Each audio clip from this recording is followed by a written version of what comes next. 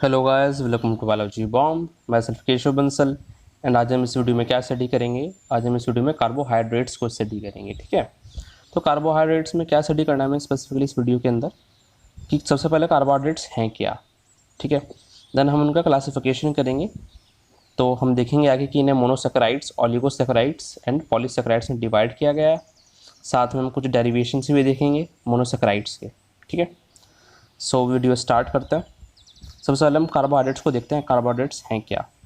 ठीक है जी, तो कार्बोहाइड्रेट्स को जब हम डिफाइन करेंगे तो हम कैसे बताएंगे कि दीज आर पॉलीहाइड्रोक्सी एल्डिहाइड्स या फिर पॉलीहाइड्रोक्सी कीटोन्स। पॉलीहाइड्रोक्सी जो इसमें वर्ड यूज़ किया गया है उसका मतलब कि बहुत सारे हाइड्रोक्सिल ग्रुप प्रेजेंट होंगे। ठीक है, एक तो बात ये हो गई। फिर बात है एल्डिहाइड्स या कीटोन्स यूज़ किया गया है कि या तो जो मेन फंक्शनल ग्रुप है वो एक एल्डिहाइड हो सकता है, ठीक है, या फिर कीटोन ग्रुप हो सकता है। ठीक है, अगर एल्डिहाइड होगा तो हम कहेंगे एल्डोसिस, और अगर कीटोन होगा, अगर एल्डिहाइड होगा तो एल्डोसिस होगा, और अगर अगर कीटोन होगा तो हम कहेंगे कीटोसिस। ठीक है, फिर हम देखते हैं जो इनका जनरल फार्मूला होता है, या फिर आप मॉलिकुलर फार्मूला कहो, एम्पेरिकल फार्मूला कहो, कुछ ही कहो। ठीक है, वो क्या होगा? CX H2X OX, या फिर आप ऐसे भी लिख सकते हो जैसे CH2O फिर होल ब्रैकेट में X। ठीक है, यहाँ पर जो X होगा कोई भी वेरिएबल रख सकते हो कि, लेकिन मिनिमम नंबर 3 होना चाहिए। जो हम आगे भी देखेंगे कि जो सबसे सिंपलेस्ट कार्बोहाइड्रेट्स होता है वो मोनोसेकेराइड्स होते हैं, और मोनोसेकेराइड्स में भी सबसे सिंपलेस्ट ट्रायोसिस होता है जिनके अंदर कार्बन आइटम 3 होता है। ठीक है, मिनिमम, तो मिनिमम 3 कार्बन आइटम होंगे। क्लियर? और बाकी होने को बहुत सारे हो सकते हैं। और कॉमनली इन्हें क्या कहते हैं? कॉमनली इन्हें सेकेराइड्स कहते हैं। ठीक है, कॉमनली सेकेराइड्स कहते हैं, शुगर्स नहीं कहते। कई बार बच्चे शुगर्स कहते हैं कि सिर्फ शुगर्स हैं कार्बोहाइड्रेट्स, बट कार्बोहाइड्रेट्स सिर्फ शुगर नहीं होते। ठीक है, नॉन शुगर्स भी होता है उसके अंदर, इवन फाइबर्स भी कार्बोहाइड्रेट्स के अंदर ही आते हैं। तो इन्हें कॉमनली सेकेराइड्स कहते हैं। ठीक, सेकेराइड्स प्रॉपर टर्म है। फिर हम बात करते हैं कि जो प्लांट्स का ड्राई वेट होता है वो 80% ऑफ ड्राई वेट प्लांट्स का कौन फॉर्म करता है? कार्बोहाइड्रेट्स फॉर्म करते हैं। और 3 मेन क्लासेस में डिवाइड किया गया है, मोनोसेकेराइड्स, ऑलिगोसेकेराइड्स, ठीक है, एंड पॉलीसेकेराइड्स। ठीक है जी, तो अगर हम बात करें मोनोसेकेराइड्स की, तो मोनोसेकेराइड्स सबसे सिंपलेस्ट कार्बोहाइड्रेट्स हैं। ठीक है, तो सबसे सिंपलेस्ट कार्बोहाइड्रेट्स हैं। तो हमें पता है कि कार्बोहाइड्रेट्स को हमने कैसे डिफाइन किया कि दीज आर पॉलीहाइड्रोक्सी एल्डिहाइड और पॉलीहाइड्रोक्सी कीटोन्स। ठीक है, अब इनके नंबर कितने हो सकते हैं? एक मोनो, अगर मोनोसेकेराइड की बात करेंगे, जैसे हम लिखें मोनो, यानी एक सेकेराइड यूनिट होगी सिर्फ। ठीक है, वो एक सेकेराइड यूनिट जो है वो किस चीज़ से बनी है? वो एक सेकेराइड यूनिट या तो पॉलीहाइड्रोक्सी एल्डिहाइड हो सकती है या फिर पॉलीहाइड्रोक्सी कीटोन हो सकता है। ठीक है, क्लियर हुआ? और ये जो मोनोसेकेराइड है, ठीक है, ये सिंपलेस्ट सेकेराइड क्यों है? बिकॉज इसे हम और स्मॉलेस्ट सेकेराइड में, या फिर कहें और स्मॉलर कार्बोहाइड्रेट में नहीं ब्रेक डाउन कर सकते। स्मॉलर एटम्स में ज़रूर, स्मॉलर मॉलिक्यूल्स में ज़रूर इसे ब्रेक डाउन कर सकते हैं, बिकॉज ये carbon, hydrogen, oxygen in molecule से मिलकर बना है। ठीक है, लेकिन स्मॉलर कार्बोहाइड्रेट्स में नहीं कर सकते। ठीक है, सबसे बेसिक फाउंडेशन कार्बोहाइड्रेट्स की यही है, मोनोसेकेराइड्स। इसके इसमें और थोड़ा ताड़ी करी हमने तो फिर वो कार्बोहाइड्रेट नहीं रहेगा। ठीक है, तो इसका भी जनरल फॉर्मूला क्या होगा? CnH2nOn। ठीक है, वही चीज़ है यहाँ पर, अब डिफरेंट वे में उसे शो कर दिया। ठीक है, बात वही बैठ गई। तो इसमें जो हाइड्रोजन और ऑक्सीजन का रेशो होता है वो 2:1 होता है। ठीक है, फिर क्या बात है जो हमने बस में बताया कि ये बात ध्यान रखना कि कितने कार्बन आइटम्स पॉसिबल है। तो 3 से अप टू 3 कार्बन आइटम से लेकर अप टू 7 कार्बन आइटम तक पॉसिबल हो सकते हैं इसके अंदर। ठीक है, अगर 3 कार्बन आइटम होंगे तो हम कहेंगे ट्रायोसिस, 3 कार्बन आइटम होंगे तो हम ट्रायोसिस कहेंगे, 4 होंगे तो टेट्रोसिस कहेंगे। ठीक है, 5 होंगे तो पेंटोसिस कहेंगे, 6 होंगे तो हेक्सोसिस, एंड इवन जब 7 भी होते हैं, कुछ होते हैं, तो उन्हें हम हेप्टुलोसिस कह देते हैं। ठीक है, अगर हम बात करें ट्रायोसिस की, तो अगर कभी आपसे पूछा जाए एमसीक्यूज में भी कि सिंपलेस्ट और स्मॉलेस्ट ट्रायोसिस कौन, सॉरी सिंपलेस्ट और स्मॉलेस्ट मोनोसेकेराइड या फिर कार्बोहाइड्रेट्स ही कह दे पूरा, तो वो कौन सा? तो ट्रायोसिस होंगे। और ट्रायोसिस में 2 इंपॉर्टेंट एग्जांपल्स हैं, ट्रायोसिस के अंदर 2 इंपॉर्टेंट एग्जांपल्स हैं, वो हैं एक तो glyceraldehyde, and di hydroxy acetone. ठीक है जी, अगर हम बात करें टेट्रोसिस की, तो टेट्रोसिस रेयर हैं काफ़ी, ठीक है, टेट्रोसिस काफ़ी रेयर हैं। एग्जाम्पल आएगा एराथ्रोस, ठीक है जी। अगर हम बात करें पेंटोसिस और हेक्सोसिस की, तो पेंटोसिस हेक्सोसिस काफ़ी कॉमन है, ठीक है, सबसे कॉमन मोनोसेक्राइड्स हैं वे। और जो मोनोसेक्राइड्स होते हैं, इनके फंक्शन की बात करें, ठीक है, तो ये as a energy source use होते हैं, और साथ में as a building block for larger molecules, क्योंकि यही जो मोनोसेक्राइड यूनिट्स हैं यही तो ओलिगोसेक्राइड्स बनाएंगे, यही पॉलीसेक्राइड्स बनाएंगे, ठीक है। तो दोनों फंक्शन है इनके, एनर्जी सोर्स भी और एज अ बिल्डिंग ब्लॉक भी, ठीक है। तो ऐसे कर देते हैं एज अ एनर्जी सोर्स, ठीक है, and as a structural component, ठीक है। और ये कार्बोहाइड्रेट्स के लिए भी अगर रख दिया तो सही है, बिकॉज कार्बोहाइड्रेट्स के अंदर फिर हम मोनोसेक्राइड सब चीज़ कंसिडर कर रहे हैं, ठीक है। फिर हम बात करते हैं कि हमने ट्रायोसिस देख लिया, टेट्रोसिस देख लिया, अब हम देखते हैं पेंटोसिस के एग्जांपल। तो पेंटोसिस में हम देखेंगे राइबोस, राइबुलोस एंड ज़ैलुलोस, ठीक है। हेक्सोसिस के अंदर हम देखेंगे ग्लूकोस, फ्रक्टोस, मैनोस, गैलेक्टोस, ठीक है। अब यहाँ पर आपको जो कहते हैं शुगर्स होते हैं, शुगर्स होते हैं, यहाँ पर ये शुगर्स होते हैं जो हेक्सोसिस होते हैं, ये स्वीट टेस्टिंग क्रिस्टलाइन होते हैं और वाटर सॉल्युबल होते हैं, ये बात ध्यान रखना, ठीक है। जो मोनोसेक्राइड्स होते हैं स्वीट टेस्टिंग और वाटर सॉल्युबल हैं, इसका भी हम आगे अपोजिट देखने को मिलेगा एक के अंदर, ठीक है। ग्लूकोज की अगर हम बात करें, ग्लूकोज यूनिवर्सल शुगर है, ठीक है, इसे हम और नाम से भी जानते हैं, नाम इंपॉर्टेंट है, dextrose, grape sugar, corn sugar. अब देखना, जो शुगर फ्रूट्स के अंदर मिलता है उसे हम कहते हैं फ्रक्टोस, ठीक है, लेकिन ग्लूकोज का नाम भी दूसरा क्या है, ग्रेप शुगर। तो ग्रेप शुगर में सोचना कि ग्रेप फ्रूट के अंदर तो फ्रक्टोस हुआ, ठीक है, ग्रेप शुगर ग्लूकोज होता है। फ्रक्टोज का दूसरा नाम क्या है, लेविलोस, और it is the sweetest among naturally occurring sugars. तो जो नेचुरली अकर कर रहे हैं, यानी जो आर्टिफिशियली नहीं बनाए गए, ठीक है, तो उनमें स्वीटेस्ट कौन होता है, स्वीटेस्ट शुगर कौन सी है, फ्रक्टोस है।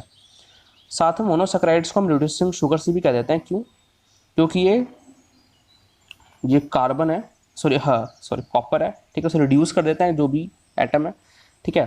तो जैसे Cu2+ था, तो इसमें रिड्यूस मतलब इसे इलेक्ट्रॉन दे दिया एक, इसे क्या दे दिया, एक इलेक्ट्रॉन दे दिया, तो एक किस में रिड्यूस हो गया, Cu+ में रिड्यूस हो गया, ठीक है। जब 2 इलेक्ट्रॉन की कमी थी 2+ था, अब 1 मिल गया ऐसे, तो इसलिए इन्हें क्या कहता है, रिड्यूसिंग शुगर्स भी कहते हैं।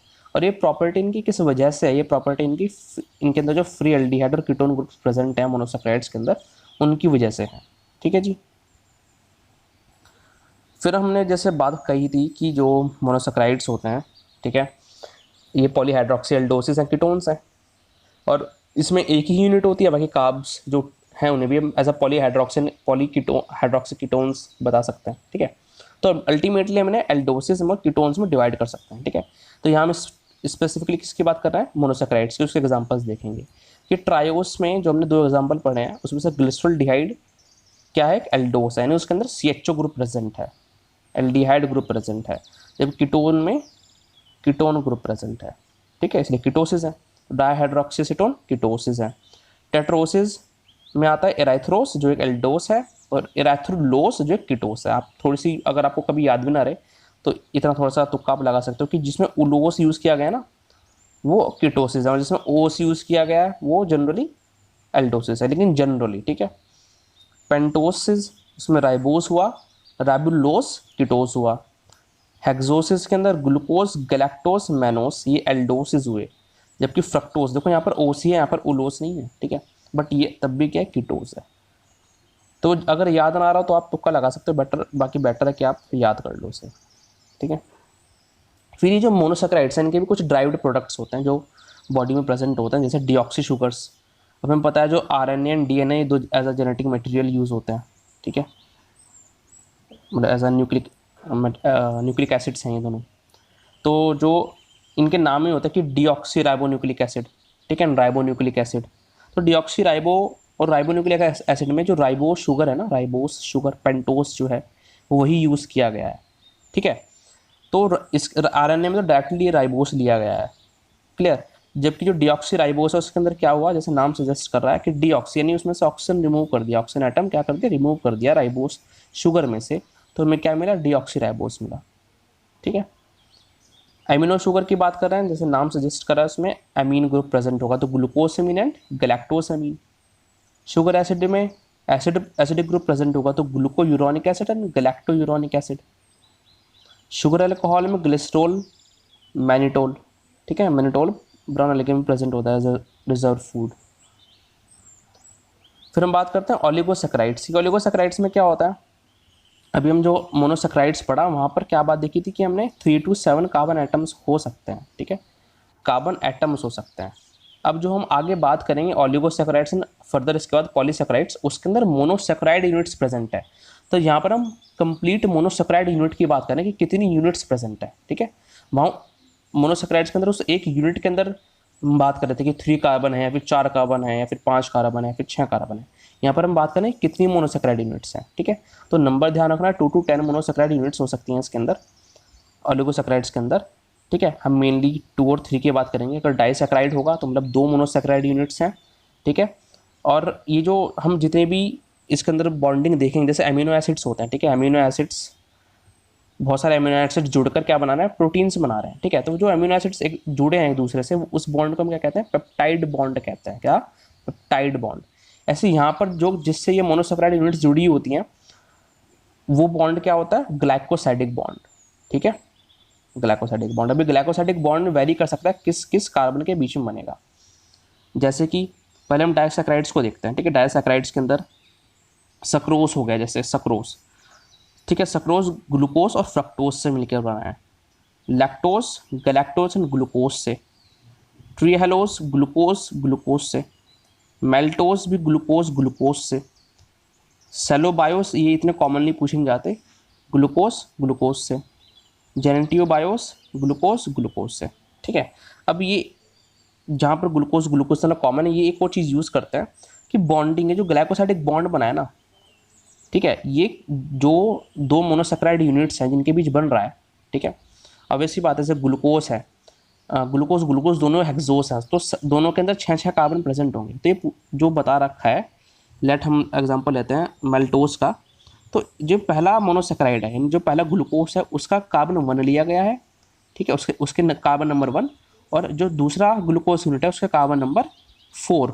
तो इन दोनों के बीच ग्लाइकोसाइडिक बॉन्ड बना है, ठीक है। तो ये जो अल्फ़ा ये 1,4 बता रहा है, यही बता रहा है, ठीक है, कि इन दोनों के जो पहला वाला है उसके कार्बन 1 और जो दूसरा वाला है उसके कार्बन नंबर 4 के बीच में बॉन्ड बना है, ठीक है। तो कॉमनली अल्फ़ा 1,4 ग्लाइकोसाइडिक बॉन्ड बनता है, ठीक है, बट मुझे हमने कहा कॉमनली, ठीक है। तो कुछ एक्सेप्शंस भी हैं, मतलब मिल जाते हैं वेरिएशंस, ठीक है। तो सक्रोज में अल्फ़ा 1,2 है, ठीक है, और जेनेटियोबायोस में बीटा 1,6 है। सेलोबायोस में भी बीटा 1,4 है, ठीक है। ऐसे लैक्टोज में भी आपको बीटा मिल गया, ठीक है। जनरली अल्फ़ा 1 ग्लाइकोसाइडिक बॉन्ड मिलता है, ठीक है, 1,4 मिल जाएगा, सॉरी 1,4 ग्लाइकोसाइडिक बॉन्ड। तो ये याद करना ना, इस पर पूछते हैं एक तो ये चीज़ कि किस किस से बने हैं, सबसे पहले तो कि कौन सी 2 मोनोसैकेराइड यूनिट से बने हैं, ठीक है, और फिर कौन क्या ग्लाइकोसाइडिक बॉन्डिंग है उनकी, और फिर थोड़ा सा एक एक फिजियोलॉजिकल रोल भी देख लेना कि जैसे सक्रोज जो है वो फाइनल प्रोडक्ट है फोटोसिंथेसिस का। Lactose as a major animal energy source है। ट्रीहेलोज बात करें तो it is a circulatory sugar in insects, ठीक है। ऐसे और भी बता रखे हैं इन्होंने। आगे हम बात करते हैं जो सक्रोस है, ठीक है, सक्रोस तो हम केन शुगर भी कहते हैं या फिर टेबल शुगर भी कहते हैं। अब हमें पता है कि सक्रोज 2 मोनोसैकेराइड यूनिट से बना है, एक है ग्लूकोज एक है फ्रक्टोज, ठीक है। तो जब हम हाइड्रोलिसिस करेंगे यानी ब्रेक डाउन कर रहे हैं सक्रोज का, तो हमें ग्लूकोज और फ्रक्टोज मिलेगा। तो जब हम ब्रेक डाउन कर रहे हैं, हाइड्रोलिसिस करते हैं, तो हम इसे क्या नाम कहते हैं, हम कहते हैं हम सक्रोज का क्या कर रहे हैं, इन्वर्जन कर रहे हैं। तो इसे हमें क्या मिलता है, ग्लूकोज और फ्रक्टोज का इक्विमोलर सॉल्यूशन मिलता है, जिसे हम इकट्ठा क्या नाम दे देते हैं, इन्वर्टोज, ठीक है, या फिर इन्वर्ट शुगर कहा जाता है। इन्वर्टोज कॉमनली पूछा जाता है कि इन्वर्टोज क्या, बच्चा सोचता है ये कौन सी शुगर हो गई, ठीक है। तो it is a equimolar mixture of glucose and fructose and the resultant of hydrolysis of sucrose, ठीक है। फिर हम बात करते हैं ट्राइसैकेराइड की, तो इसके अंदर 3 मोनोसैकेराइड यूनिट्स हैं। एग्जाम्पल आता है रफिनोस, तो ये किस किस से बना है, ग्लूकोज गैलेक्टोज एंड फ्रक्टोज, ठीक है जी। फिर आता है कि जो लार्जर ओलिगोसैकेराइड्स होते हैं, वे जनरली कहाँ प्रेजेंट होते हैं, सेल मेम्ब्रेन के सरफेस पर प्रेजेंट होते हैं। तो इसलिए सेल रिकॉग्निशन में हेल्प कर सकते हैं, फिर एंटीजन स्पेसिफिसिटी में। ठीक है, अब हम बात करते हैं पॉलीसेकेराइड्स की। पॉलीसेकेराइड्स क्या है? पॉलीमर्स है मोनोसेकेराइड्स के। इन्हें कॉमनली हम ग्लाइकन से भी कह देते हैं।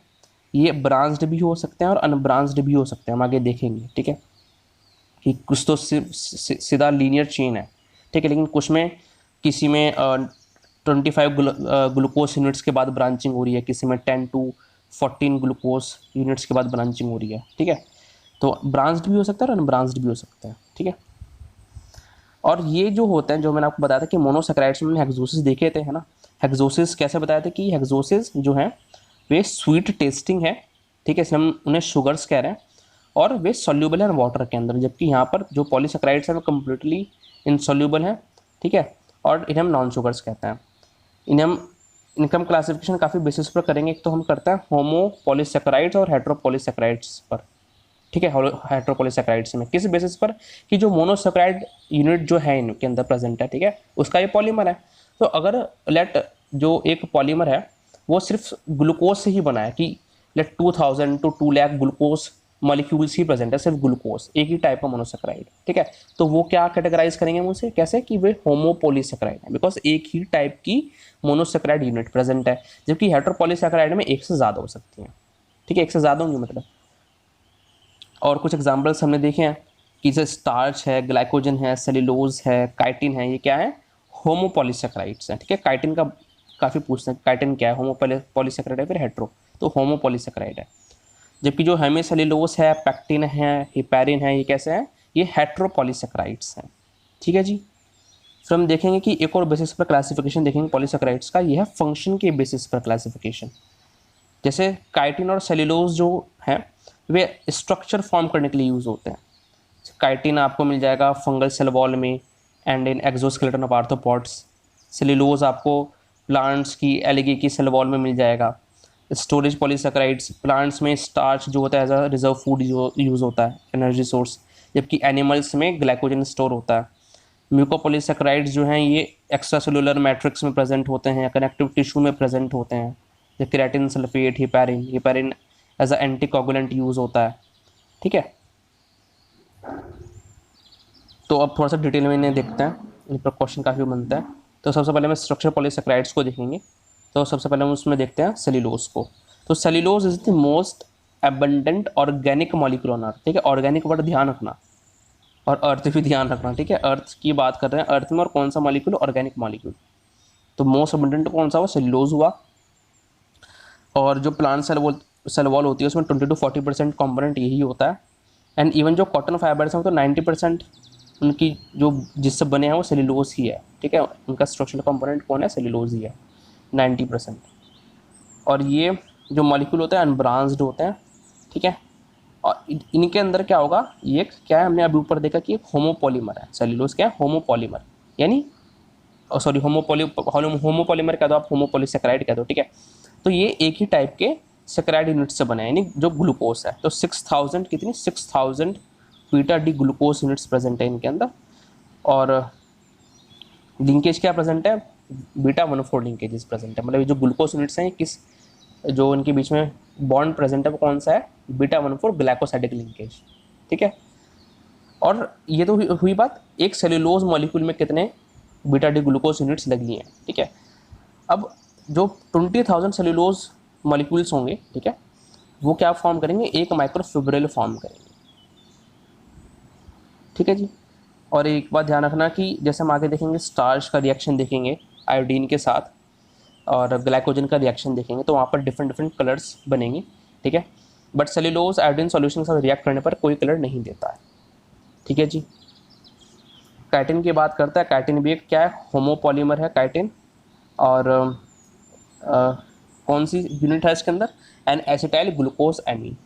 और लिंकेज कौन सी है? वही बीटा 1,4 ग्लाइकोसाइडिक लिंकेजेस प्रेजेंट है यूनिट्स के बीच में। ठीक है, अरेंजमेंट वही होता है, लॉन्ग पैरेलल चेन्स फॉर्म करते हैं लाइक सेल्यूलोज, बट वो अलग है जो मोनोसेकेराइड यूनिट है इनके अंदर प्रेजेंट। ठीक है, हमें पता है कहाँ मिलता है? फंजाई के सेल वॉल में मिलता है और एक्सोस्केलेटन इन आर्थ्रोपॉड्स। हेमिसेल्यूलोज की बात करेंगे, ये ब्रांच्ड है और ये एक हेट्रोपॉलीमर है। ठीक है, तो इसके अंदर क्या क्या प्रेजेंट होता है? इसके अंदर जाइलेंस प्रेजेंट होते हैं। ठीक है, और कुछ अल्टरनेटिंग यूनिट्स होती हैं अमीनोज की, ग्लूकोज की और गैलेक्टोज यूनिट्स की, ठीक है। फिर हम बात करते हैं पैक्टिन की। पैक्टिन क्या है? पैक्टिन भी एक हेट्रोसेल्यूलोज है, सॉरी हेट्रोपॉलीसेकेराइड है। तो ये अराबिनोज से बना है, अराबिनोज, गैलेक्टोज, गैलेक्टोयूरानिक एसिड, ठीक है। जो मिडिल लैमेला होता है, एग्जांपल है कि कहाँ प्रेजेंट होता है, ठीक है। जो सेल्स को बाइंड करने के लिए, सेल्स को एडहेयर करने के लिए मिडिल लैमेला प्रेजेंट होता है उनके बीच में, तो उसका जो मेजर कंपोनेंट है वो क्या है? Calcium pectate. तो वहाँ पर देखो पैक्टिन प्रेजेंट है, ठीक है। साथ में जिन वॉल्स में प्रेजेंट होता है तो ये वाटर एब्जॉर्प्शन कैपेबिलिटी बढ़ाता है वॉल्स की, और इवन जो फ्रूट वॉल्स होती है उनमें भी हाई परसेंटेज ऑफ पैक्टिन पाया जाता है, ठीक है। फिर हम बात करते हैं स्टोरेज पॉलीसेकेराइड्स की। स्टोरेज पॉलीसेकेराइड्स 3 टाइप के होते हैं, स्टार्च, ग्लाइकोजन, इन्यूलिन, ठीक है। 3 एग्जांपल्स लिए, और भी होते हैं। तो स्टार्च की हम बात करते हैं। तो स्टार्च एक पॉलीमर है ग्लूकोज का, ठीक है। ये भी क्या है? एक होमोपॉलीमर है, यानी सिर्फ ग्लूकोज के मॉलिक्यूल से बना है। और अब इसमें हम कह रहे हैं कि ये it is a major reserve food in plants, ठीक है। जबकि जो हम आगे ग्लाइकोजन स्टडी करेंगे तो ग्लाइकोजन जो है वो मेजर रिजर्व फूड है एनिमल्स के अंदर, ठीक है। और जो स्टार्च है वो एक होमोपॉलीमर है, ग्लूकोज से बना है। तो अभी हम देख कह रहे हैं कि इसके 2 कंपोनेंट्स हैं, ठीक है, amylase and amylopectin. Amylase unbranched है, एमाइलोपैक्टिन ब्रांच्ड है। अब आप सोच रहे होंगे मैंने कहा कि होमोपॉलीमर है, ग्लूकोज से बना है, बट यहाँ तो हम 2 कंपोनेंट बता रहे हैं। तो ये 2 कंपोनेंट भले ही हैं, हमने डिवाइड किस बेसिस पर किया है कि एक अनब्रांच्ड है, एक ब्रांच्ड है, ठीक है। लेकिन दोनों किससे बने? दोनों ग्लाइकोज मतलब ग्लूकोज से ही बने हैं दोनों, ठीक है। सबसे पहले हम देखते हैं कि जो स्टार्च है जब आयोडीन के साथ रिएक्ट करेगा तो ब्लू कलर का हो जाएगा, ठीक है, जबकि सेलुलोज कोई कलर नहीं दे रहा था। अब हमने कहा 2 कंपोनेंट के amylopectin and amylose. Amylopectin branched है, ठीक है। तो उसके अंदर क्या होता है? सबसे पहले हम देखते हैं कितने मॉलिक्यूल से बना है। तो 2000 टू 2 लाख ग्लूकोज मॉलिक्यूल से बनाया ये। एंड जो ग्लाइकोसाइडिक लिंकेज है देखो यहाँ पर अल्फा है, ठीक है। ये ध्यान रखना, ऐसे डायसैकेराइड्स में भी ध्यान रखना कौन सी ग्लाइकोसाइडिक लिंकेज है, ठीक है। और साथ में किस किस मोनोसेकेराइड यूनिट्स के बीच में हुई है। तो एमाइलोपैक्टिन पर वापस आता है तो इसमें है अल्फा 1,4 ग्लाइकोसाइडिक लिंकेज, ठीक है। और क्योंकि देखो सबसे पहले क्या होगा इसमें, लेट ये 25 फॉर एग्जांपल ये ग्लूकोज के यूनिट्स हैं, ठीक है। ऐसे इसके अंदर 2000 टू 220 लाख ग्लूकोज यूनिट्स हैं, ठीक है। तो जो ग्लूकोज यूनिट्स हैं तो हर 25 ग्लूकोज यूनिट्स के बाद, हर 25 ग्लूकोज यूनिट्स के बाद ब्रांचिंग पॉइंट आता है। मैंने कहा ना ब्रांच स्ट्रक्चर है, तो लेट ये 25 हो गए, 25 पे क्या है? ब्रांचिंग हो रही है। तो जो ब्रांचिंग हो रही है तो यहाँ पर भी एक ग्लूकोज चैन होगी, ठीक है। तो जो ब्रांचिंग हो रही है, ब्रांचिंग है कौन से बॉन्ड की? इस पर है अल्फा 16 ग्लाइकोसाइडिक लिंकेज, ठीक है। जो ब्रांचिंग हो रही है, जो ब्रांचिंग पॉइंट है वहाँ पर कौन से ग्लाइकोसाइडिक लिंकेज है? वहाँ पर है अल्फा 16 ग्लाइकोसाइडिक लिंकेज। लेकिन जो ग्लाइकोसाइडिक लिंकेज इस लीनियर चैन को जोड़े रखी है, ठीक है, वो कौन सी है? वो है अल्फा 14 ग्लाइकोसाइडिक लिंकेज। समझ में आया? जो अल्फा 14 ग्लाइकोसाइडिक लिंकेज, जो इतने ग्लूकोज यूनिट्स जुड़े हैं एक दूसरे से, वो जुड़े हैं अल्फा 14 ग्लाइकोसाइडिक लिंकेज से, ठीक है। लेकिन हर 25 ग्लूकोज यूनिट्स के बाद, बिकॉज ये ब्रांच कंपोनेंट है स्टार्च का एमाइलोपैक्टिन, जो ब्रांचिंग हो रही है हर 25 ग्लूकोज यूनिट्स के बाद हो रही है। और जो ब्रांचिंग हो रही है वो ब्रांचिंग कैसी है? वहाँ पर कौन सा ग्लाइकोसाइडिक लिंकेज है? वहाँ पर अल्फा 16 ग्लाइकोसाइडिक लिंकेज है। क्लियर? फिर बात आती है अमाइलोस की। अमाइलोस की जैसे हम बात कर रहे हैं तो वहाँ पर अल्फा 14 ग्लाइकोसाइडिक लिंकेज होगी। कितनी ग्लूकोज यूनिट्स के बीच में? 200 to 1000 ग्लूकोज यूनिट्स के बीच में, ठीक है। तो ये स्ट्रेट चैन है, ये अनब्रांच्ड है, हमने ऊपर भी देखा था। अब हम बात करते हैं कि जो स्टार्च ग्रेन्स होते हैं, ठीक है, ये इस पर कई बार क्वेश्चन बन जाता है। जो स्टार्च ग्रेन्स होते हैं, तो स्टार्च ग्रेन्स में हाइलम होता है सेंटर, ठीक है, इसे हम शिफ्टिंग ऑर्गेनिक सेंटर कहते हैं हाइलम। तो ये कई बार हाइलम क्या होता है? ये सेंटर में प्रेजेंट है, ठीक है। अगर ये सेंटर में प्रेजेंट है और इसके अराउंड ये स्ट्रेटिफिकेशंस प्रेजेंट हैं, स्टार्च लेयर्स की फॉर्म में अरेंज्ड है, ठीक है, और हाइलम जो है वो सेंटर में, तो हम कहेंगे कंसेंट्रिक स्टार्च ग्रेन है। और अगर ये जो हाइलम है ये साइड में अरेंज्ड है, ठीक है, इसके अराउंड जो स्ट्रेटिफिकेशंस हैं वो अरेंज्ड है, और ये हाइलम कहाँ पे है? ये साइड में है, सेंटर में नहीं है प्रेजेंट है, ठीक है। थोड़ा सा और सेंटर में बैठ गई, अगर थोड़ा साइड में हो, ठीक है, साइड में बैठा, तो फिर हम इसे क्या कहेंगे? East centric starch grain. East centric starch grain का एग्जाम्पल क्या होगा? पोटैटो। जबकि ओस्ट सेंट्रिक कंसेंट्रिक स्टार्च ग्रेन का एग्जाम्पल क्या होगा, वीट, मेज, पी एक्सेट्रा। ठीक है, स्टार्च ग्रेन डबल शेप्ड भी हो सकता है। ठीक है, कहाँ पर मिलता है, इन लेटेक्स ऑफ यूफोर्बिया। फिर हम बात करते हैं जो स्टार्च ग्रेन होगा। ठीक है, अगर सिर्फ एक हाइलम प्रेजेंट होगा तो हम कहेंगे सिंपल है। ठीक है, और अगर मोर देन वन हाइलम होगा तो हम कहेंगे कंपाउंड स्टार्च ग्रेन है। ठीक है, तो अगर सिंपल का एग्जांपल क्या हुआ, मेज, और कंपाउंड का एग्जांपल क्या हुआ, पोटैटो राइस। क्लियर। ये जो आपके नोट्स है ना, ये नोट्स आपके कोई भी एंट्रेंस एग्जामिनेशन हुआ, सीयू सेट हुआ जैसे, और इवन CSIR लेवल का सब है इसके अंदर इंक्लूडेड। ठीक है, इसलिए हो सकता है आपको थोड़ा ज़्यादा लगे ये। जो भी चैप्टर्स CU सेट उसके अंदर आएंगे, CSR के अंदर आएंगे, तो उसके अंदर CSR के लेवल तक का पढ़ाया गया है। ठीक है, जो PhD की एंट्रेंस होती है, MSc के टाइम पर देनी पड़ती है, MSc के बाद देते हैं बच्चे। फिर हम बात करते हैं ग्लाइकोजन की। तो ग्लाइकोजन जो है, हमने बताया था कि प्लांट्स के अंदर रिजर्व फूड किसका है, स्टार्च की फॉर्म में स्टोर होता है। ठीक है, लेकिन एनिमल्स के अंदर जो रिजर्व फूड है वो ग्लाइकोजन की फॉर्म में स्टोर होता है। जब सेलुलोज रिएक्ट करता है आयोडीन के साथ तो कोई कलर चेंज नहीं होता, नो कलर। ठीक है, जब स्टार्च रिएक्ट करता है आयोडीन सॉल्यूशन के साथ तो ब्लू कलर मिलता है, जब ग्लाइकोजन करता है तो रेड कलर मिलता है। ठीक है, ये कितने ग्लूकोज यूनिट से बना होगा, ये 30,000 ग्लूकोज यूनिट से बना होगा। और वे जो यूनिट्स है वे किससे जुड़ी होंगी, वे अल्फा 1,4 ग्लाइकोसाइडिक लिंकेज से जुड़ी होंगी। और यहाँ पर भी ब्रांचिंग प्रेजेंट है, जैसे स्टार्च में प्रेजेंट थी, जबकि स्टार्च से ज़्यादा ब्रांचिंग प्रेजेंट है। तो यहाँ पर जो ब्रांचिंग होगी, सेम फंडा है कि जो लीनियर चेन चल रही है वहाँ पर तो अल्फा 1,4 ग्लाइकोसाइडिक लिंकेज प्रेजेंट है। ठीक है, लेकिन जैसे वहाँ पर स्टार्च में 25 ग्लाइकोसाइडिक लिंकेज, 25 ग्लूकोज मॉलिक्यूल के बाद ब्रांचिंग पॉइंट था, ऐसे यहाँ पर 10 से 14 ग्लूकोज यूनिट्स के बाद ब्रांचिंग पॉइंट होगा।